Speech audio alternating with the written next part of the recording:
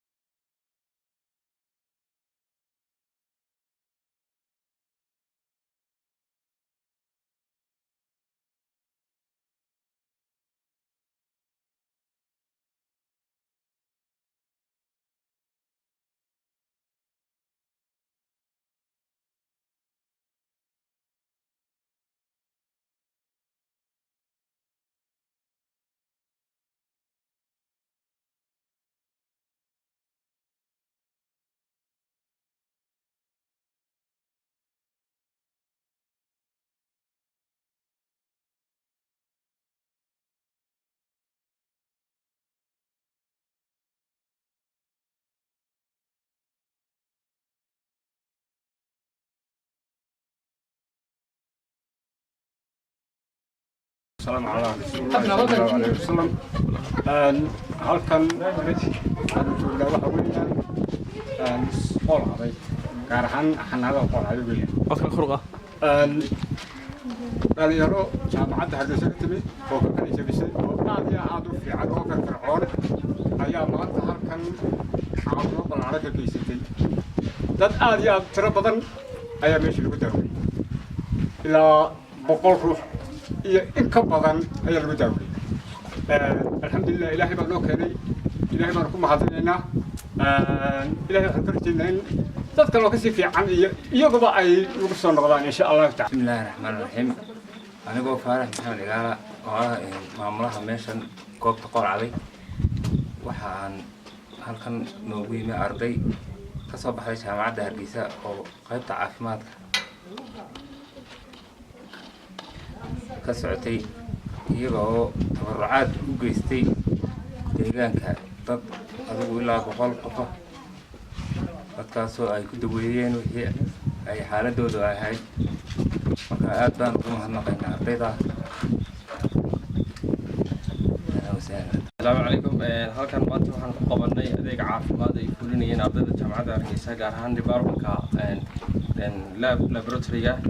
halkan waxa iyo dhaqaatiir la socotay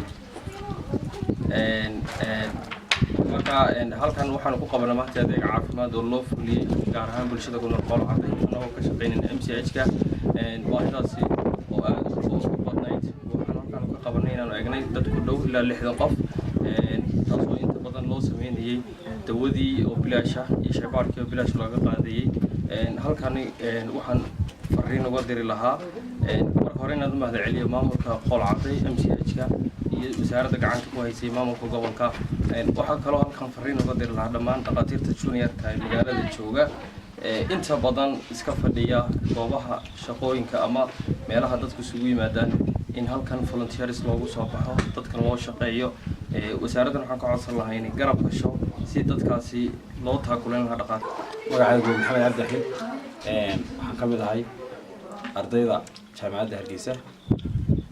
gaar ahaan qaybta caafimaadka medical laboratory science gaar ahaan galaaska 3C waxaan maanta ka fulinay deegaanka qolcay adeeg caafimaad oo noogu ku caawinaynay ama ugu tabarucaynay walaalaha iyaga jooga deegaanka oo aan ugu garanay haddaan anagu ardayda jaamacadda Hargeysa gaar ahaan medical laboratory gaar ahaan galaaska 3C waxaan ugu garanay inaan walaalaha iyaga deegaanka ku noolaano iyo waxa weeye deegaano kala badan ay ka mid yihiin deegaanada Daarbur yaalay baday aanu u fidno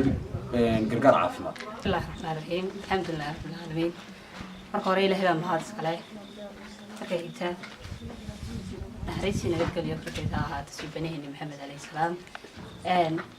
ما تواحنا ديك عافمات كفلني ديجان كقال عضي سيدا ناقش شيء سنة ديالا كديجانا سلاسة واحد كفلين دونا دقبلة تعرفرو ستوك لا خميس تيسلو أسبوع واحد كفلين دونا ديجان كالي بضي ujeedada ugu weyn ee sameynayna barnaamijkani waxa weeyaan in aanay aqoonta iyadoo ahaanin mid kaliya taan ku shaqaysano ama lacag ku qaadano balse ay haato mid aanu ku caawino walaalaha iyaga sidoo kale aanu garab ugu muujino oo aanan kaliya dawlad ku eeginay aanu tusno in dawladii shicibba aanu ku caawin karayna